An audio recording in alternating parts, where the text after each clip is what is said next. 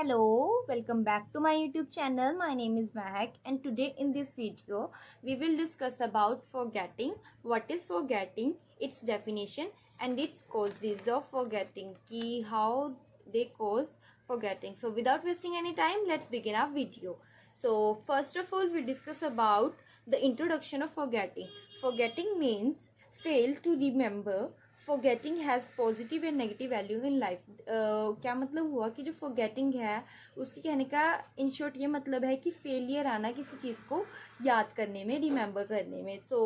इसके दो टाइप्स मतलब इसके दो तरह की वैल्यूज़ है हमारी लाइफ में, कुछ पॉजिटिव है और कुछ नेगेटिव। कुछ थॉट्स का याद ना आना पॉजिटिव होता है, कुछ थॉट्स का याद ना आना किसी ऐसी क्रिटिकल सिचुएशंस में वो एक नेगेटिव कॉन्सिक्वेंसेज हमारी लाइफ में लेके आते हैं। उनकी अपनी अपनी लाइफ की वैल्यूज़ होती हैं हमारी लाइफ में उनकी फॉरगेटिंग के थॉट्स की। फॉरगेटिंग का मीनिंग क्या होता है? The term forgetting has several meanings, बहुत सारे मतलब हैं इसके। First of all is the information was never stored, problem of availability, कि क्या कहने का मतलब कि जो इन्फॉर्मेशन है वो कभी स्टोर नहीं हो पाती क्योंकि प्रॉब्लम ऑफ अवेलेबिलिटी की प्रॉब्लम है कि अवेलेबल नहीं हो पाती वो हमारी टाइम पे, तो इसलिए वो स्टोर नहीं हो पाती। Second is this, the information was stored but is difficult to retrieve problem of accessibility. कि क्या कहा गया है इसमें? कहा गया है कि जो इंफॉर्मेशन है वो स्टोर है बट इज मतलब डिफिकल्ट है उसे रिट्राइव करना। इसको क्या कहा गया है कि ये प्रॉब्लम ऑफ एक्सेसिबिलिटी है। इसके बाद हमारा नेक्स्ट है वो है कि मीन्स कन्फ्यूज़न, कि कन्फ्यूज़न के कारण फॉरगेटिंग होती है कि हम सोच रहे कुछ होते हैं, याद कुछ आ रहा होता है उस टाइप में, तो ये प्रॉब्लम ऑफ इंटरफेरेंस होती है। तो हमने इसमें मीनिंग में 3 प्रॉब्लम्स के बारे में पढ़ा, problem of accessibility, problem of interference and problem of availability, की अवेलेबल ना होने के कारण फॉरगेटिंग होती है, एक्सेसिबल ना होने के कारण फॉरगेटिंग होती है और इंटरफेरेंस होने के कारण फॉरगेटिंग होती है। इसके बाद हम बात करते हैं डेफिनेशन ऑफ फॉरगेटिंग। फॉरगेटिंग को कैसे डिफाइन किया गया है? जो फॉरगेटिंग है is defined as the permanent और टेम्परेरी, दो टाइप्स है, परमानेंट और temporary loss of the loss of the ability to recall or recognize something learned earlier according to मम। क्या कहा गया है कि जो मम है उसके अकॉर्डिंग 1967 में ये डिफाइन किया गया था फॉरगेटिंग को, कि जो फॉरगेटिंग है वो एक परमानेंट या फिर एक टेम्पररी किसी चीज़ की, किसी डाटा की एबिलिटी को लूज करना, खो देना वो होता है, या फिर उसे रिकॉल या रिकॉग्नाइज करते रिकॉग्नाइज या रिकॉल कर रहे हैं जिस टाइम पे उस पर्टिकुलर चीज़ को जो हमने पहले पढ़ी हुई होती है उसको लूज कर देना, फॉरगेट कर देना, वो मतलब होता है इसका। ठीक है। सेकेंड डेफिनेशन है forgetting is the inability to recall और recognise information which was previously learned and stored in memory according to S K. Maheshwari.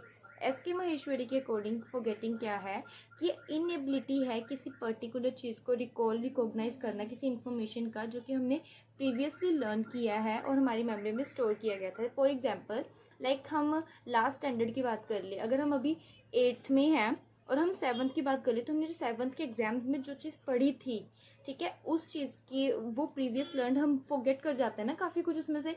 क्यों? क्योंकि वो उस पर्टिकुलर टाइम के लिए होता है, वो शॉर्ट टर्म मेमोरी के अंदर होता है। वो चीज़ है कि प्रीवियसली लर्न थॉट्स को हमारा रिकॉल और रिकॉग्नाइज नहीं कर पाते, वो चीज़ आ जाती है कि वो फॉरगेट हो चुकी है उस तरीके से। ठीक है। उसके बाद हम लास्ट टॉपिक के बारे में बात करते हैं, वो है कॉज ऑफ फॉरगेटिंग या फिर फैक्टर्स अफेक्टिंग फॉरगेटिंग। ये 5 टाइप्स के हैं, मतलब 5 पॉइंट्स हैं इसके अंदर। First one is strength of original learning, second is nature of material, third is methods of learning, fourth is learning under abnormal conditions and fifth and last one is speed of learning. जो first है strength of original learning, इसकी definition है कि it has been found experimentally where the original learning is weaker there are high chances for earlier forgetting. Strength of original learning क्या है कि जो हम याद कर रहे हैं, ये मतलब ये क्या है, ये फाउंड की जाती है, पाई जाती है एक्सपेरिमेंट्स के थ्रू कि कितनी स्ट्रेंथ है किसी की ओरिजिनल लर्निंग की। इसमें क्या कहा है कि जहाँ पे हम ओरिजिनल लर्निंग कर रहे हैं वो हमारी अगर कमज़ोर है, वीक है, तो इसमें हाई चांसेस होते हैं कि हमने जो पहले पढ़ा होता है उस चीज़ को भूल जाना, फॉरगेट कर देना। उसके बाद सेकंड आता है नेचर ऑफ मटेरियल, कि मटेरियल का नेचर क्या है उसके ऊपर भी डिपेंड होते हैं। सो इसमें बोला गया है कि it is found that the meaningful and rhythmic material decrease the rate of forgetting, कि अगर जो वो मटेरियल, जो वो इंफॉर्मेशन मीनिंगफुल, हमारे इंटरेस्ट के अकॉर्डिंग, हमारा मतलब है उसके अंदर कुछ, उसके कारण, या फिर जो मटेरियल वो रिथमिक है कि कुछ राइम कर रहा है उसके अंदर, वो जो है वो फॉरगेटिंग को डिक्रीज कर देते हैं, रेट ऑफ फॉरगेटिंग को।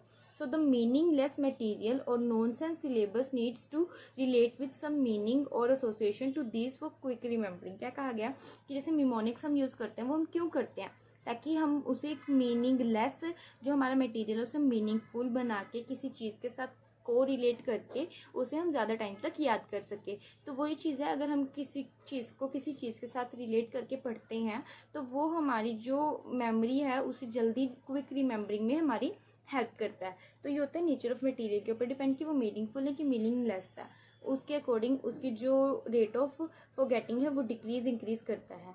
थर्ड आता है हमारा methods of learning. Methods of learning के अंदर क्या है कि various methods are used for learning and memorising as given under mnemonics techniques. इसमें भी यही बोला गया है कि हमारे जो याद करने के मेथड्स होते हैं, लर्निंग के मेथड्स होते हैं, वो अलग अलग होते हैं। सो वो बेस करते हैं कि हमारी जो मेमोरी है, जो इन्फॉर्मेशन है वो कितने टाइम तक स्टोर रहेगी। जैसे मैंने भी आपको बताया था कि मिमोनिक्स टेक्निक्स हैं, उसके अंडर भी मेमोराइजिंग टेक्निक्स ही आती है, वो मेमोराइजिंग के अंदर आता है।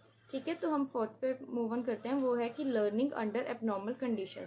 सो it is one of the major cause of forgetting at the time of learning, कि हम एबनॉर्मल कंडीशंस के अंदर, कि बहुत नॉइसी एरिया है, पीछे से गाने बज रहे हैं, व्हीकल्स चल रहे हैं, सो हॉर्न की आवाज़ आ रही है बार बार, तो क्या हो रहा है कि इसमें हम एक डिस्टर्ब्ड इन्वायरमेंट में बैठ के कुछ याद कर रहे हैं, तो इसमें जो फॉरगेटिंग का चांसेस होते हैं, कोजेज होते हैं, वो बहुत ज़्यादा हाई होते हैं। इसलिए तो it is one of the major cause, की मेजर कोज है कि फॉरगेटिंग जो है लर्निंग के टाइम पे हो जाती है। हम याद कर रहे हैं लेकिन हम उसे याद नहीं कर पा रहे, बार बार भूल ही जा रहे हैं उस तरीके से।